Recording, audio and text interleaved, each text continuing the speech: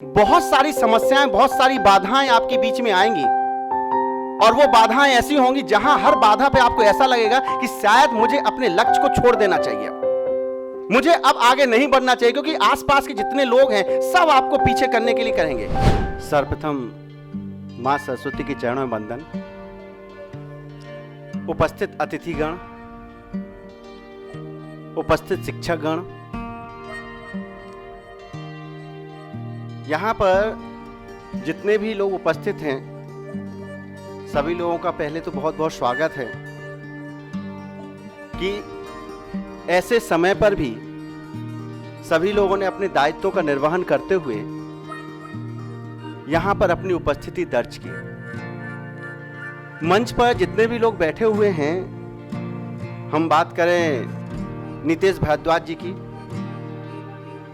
शायद ही कोई यहाँ पर होगा जिसने महाभारत ना देखी हो। और अभी सर का कहना था कि महाभारत का नाम ना लें, वो बात पुरानी हो गई, लेकिन महाभारत शायद कभी पुरानी होती ही नहीं है। महाभारत का जो गीता प्रसंग है वो इतना शानदार प्रसंग है कि उसके एक एक श्लोक पर पीएचडी की जा सकती है, तो उसको तो भूला ही नहीं जा सकता। और इसके बाद सर ने जैसे बताया कि समानांतर फिल्म बनी सर की, नो डाउट सर हमने देखी है वेब सीरीज आपकी समानांतर, इसलिए याद है कि समानांतर 2 भी आ गई, समांतर सूर्य, और अच्छी वेब सीरीज है वो, तो सभी लोग एक बार देखें, नो डाउट बहुत अच्छी वेब सीरीज है। इसके साथ ही नीलोत्पल, डार्क हॉर्स, मतलब कई बार लगता है कि सीखने के लिए कोई उम्र नहीं होती है, और इतनी सी उम्र में शब्दों का इतना बड़ा भंडार होना ये अपने आप में बहुत बड़ी बात है। क्योंकि कई बार तो हम लोगों को लगता है पीएससी में जब क्वेश्चन आंसर लिखाते हैं तो प्रस्तावना लिखने में ही 10 बार सोचना पड़ता है कि प्रस्तावना लिखें तो कैसे लिखें, शब्द ही नहीं मिल रहे हैं। और यहाँ देखिए तो एक इतनी शानदार पुस्तक लिखी कि इस उम्र में उनको साहित्य अकादमी पुरस्कार मिल गया, ये भी बहुत बड़ी बात है। इसके बाद बात करते हैं अपने संस्थान में, तो सिद्धांत Joshi ji, no doubt management हो या शिक्षक का कोई आधार हो, हर जगह पर उनका नाम है। मनमोहन, नो डाउट विधिक शिक्षा को लेकर, और उनकी वाक्पटुता बहुत लाजवाब है। सुनील को तो आपने सुना ही है, हिंदी के इतने शानदार शब्दों का जो मिश्रण होता है बोलने में,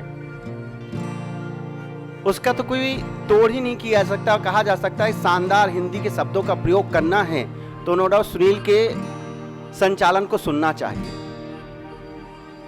इसके साथ साथ जितने भी सभा में उपस्थित लोग हैं, सभी लोग अपने अपने क्षेत्रों में महारथी हैं और विद्वान भी। शुरुआत की गई है जनरली, सुनील ने जैसे बोला कि सिविल सर्विस के मर्म को जानने के लिए। मर्म शब्द अगर आयुर्वेद के आधार पर देखें तो मर्म शरीर के अंदर के वो बिंदु कहलाते हैं कि अगर उन बिंदुओं पर जाने अनजाने में आघात हो जाए तो मृत्यु भी हो सकती है, और अगर उन बिंदुओं को हम सही रूप से उपचारित कर दें तो कितना भी बड़ा रोग हो वो ठीक भी हो सकता है।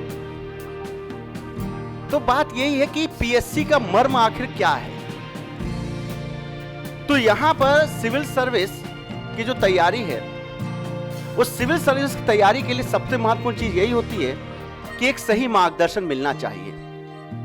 अगर स्टूडेंट को सही मार्गदर्शन मिलता है तो नो डाउट वो अपने लक्ष्य को बहुत जल्दी प्राप्त कर लेता है।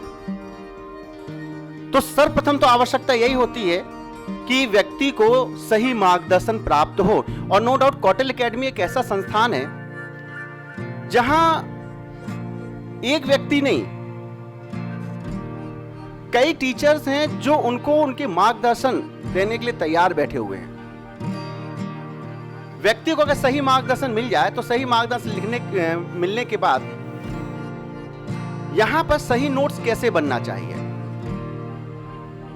तो सही नोट्स बनाने का तरीका क्या होना चाहिए, क्योंकि नोट्स बनाते समय हमारे लिए यह आवश्यक जितना है कि भाई कितना हमें आना चाहिए, उतना ही आवश्यक यह है कि कितना हमें छोड़ना चाहिए। अगर हमारे पास में ज्ञान है और उस ज्ञान के आधार पर अगर हम नोट्स तैयार करते हैं तो नो डाउट उससे अच्छे नोट्स हमारी तैयारी के लिए हो ही नहीं सकते हैं।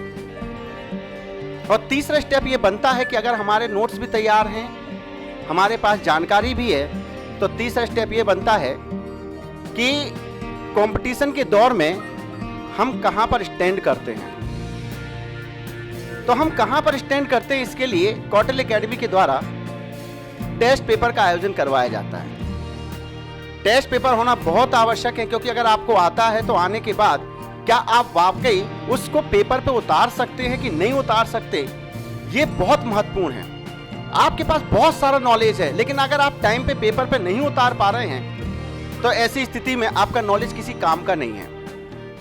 तो तीसरा स्टेप ये बहुत महत्वपूर्ण होता है। और इसके पश्चात जब एग्जाम देने के बाद में यदि आप आते हैं तो यहां पर जो लास्ट स्टेप होता है, अर्थात तीसरा स्टेप, प्री होने के बाद, मेंस होने के बाद तीसरा स्टेप होता है इंटरव्यू, साक्षात्कार।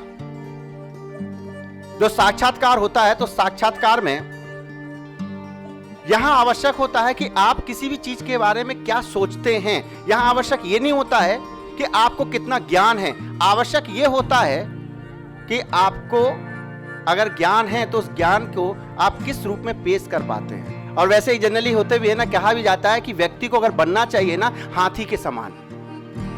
कई बार उपमा दी जाती है कि व्यक्ति को हाथी के समान, और कई बार कहावत सुनी भी होगी आपने कि हाथी मस्त मस्त चलता रहता है और कहते कुत्ते भौंकते रहते हैं। जनरली ये कहावत जनरली कहा जाता है, नहीं जनरली देखा जाए तो हाथी जो होता है, हाथी की पूजा हर जगह होती है, और जिस रास्ते पे हाथी चलता है हर रास्ते पर जाते हुए व्यक्ति उसके चरण वंदन करता हुआ चला जाता है।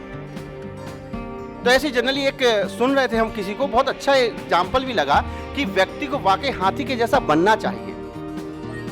क्योंकि हाथी जब चलता है तो चलते समय पर यहां पर जितने लोग सलाम ठोकते हैं या कह सकते उसके चरण वंदन करते हैं, हाथी वहां रुकता भी नहीं है। और जब कुत्ते भौंकते रहते हैं तो उनको मुड़ के देखता भी नहीं है, क्योंकि उसे पता होता है कि उसका लक्ष्य क्या है। और ये लक्ष्य प्राप्त करना ही सबसे महत्वपूर्ण बात होती है। और इसीलिए बहुत सारी समस्याएं, बहुत सारी बाधाएं आपके बीच में आएंगी, और वो बाधाएं ऐसी होंगी जहां हर बाधा पे आपको ऐसा लगेगा कि शायद मुझे अपने लक्ष्य को छोड़ देना चाहिए, मुझे अब आगे नहीं बढ़ना चाहिए, क्योंकि आसपास के जितने लोग हैं सब आपको पीछे करने के लिए करेंगे। और यही बात अगर हम बात करें तो हाथी जिस प्रकार से चल रहा है और सब कर रहे हैं, तो एक व्यक्ति ने बहुत अच्छी बात की कि आखिर कुत्ते जब भौंकते होंगे हाथी को तो बोलते क्या होंगे। तो उसने कुत्तों से जनरली पूछा कि भाई तुम भौंकते हो तो क्यों भौंकते हो। तो उसने कहा कि मुझे हाथी से समस्या नहीं है, मुझे समस्या उन लोगों से है कि जो लोग हाथी को सलाम क्यों करते हैं। तो समस्या उन लोगों से हो जाती है। तो हर व्यक्ति को अपने लक्ष्य को करने के लिए बराबर चलना चाहिए। इसी प्रकार से विद्यार्थी भी होता है कि विद्यार्थी को अपने लक्ष्य को प्राप्त करने के लिए उसे हमेशा अपने कहना चाहिए मार्गदर्शन के साथ में बिना किसी प्रकार के कह सकते हैं कि अनावश्यक चीजों को ध्यान में रखते हुए आगे बढ़ता रहना चाहिए। और इसीलिए कहा जाता है कि व्यक्ति को अगर सुखी रहना है तो सुखी रहने का सबसे अच्छा अगर माध्यम है तो वो माध्यम है इग्नोर करना। ऐसी बातों को इग्नोर करना जो बातें यहां पर उसके लक्ष्य के लिए बाधा उत्पन्न करती हो। और अगर उन लक्ष्यों के साथ वह कह सकते हैं कि उन चीजों को इग्नोर करते हुए आगे बढ़ता है तो नो डाउट उसे बहुत जल्दी उसे अपना लक्ष्य भी प्राप्त होता है। तो सभी लोगों को फिर से 19वीं स्थापना दिवस की बहुत सारी शुभकामनाएं। सभी लोग खुश रहें, स्वस्थ रहें, और इस प्रकार की जो चुनौतियां हैं ये चुनौतियां तो आती रहेंगी, और चुनौतियां आने के साथ साथ व्यक्ति अपने कार्यों को भी करता ही रहेगा। तो फिर से बहुत सारा कह सकते बहुत सारी शुभकामनाएं। धन्यवाद। जय हिंद।